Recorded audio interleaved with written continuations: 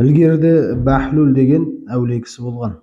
Ол жарықтық Харун Рашидтің заманында ғұмыр кешкен екен. Ол сол Харун Рашидтің сарайына емін-еркін кіріп жүретін болған. Бір күні сарайға кірсе, патшаның тағы бос тұрады. Әлгі Харун Рашидтің тағы бос тұрғанын көреді.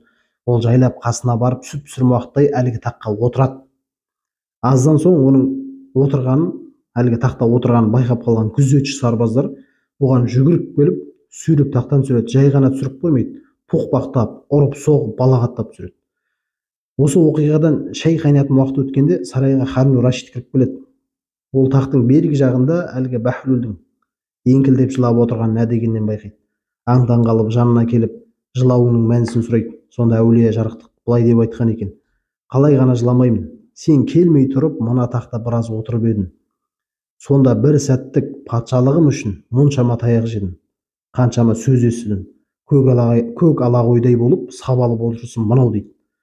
Ал сен қаншама жылдан бері осы тақта отырып келесің. Сенің басыңа келетін қасіретті ойлап, сені аяп жылап отырмын. Мені қойшы дейді. Бір сәт қана отырғаным үшін мынандай таяқ жеп жатырмын, ал сенші деп жауап берген екен.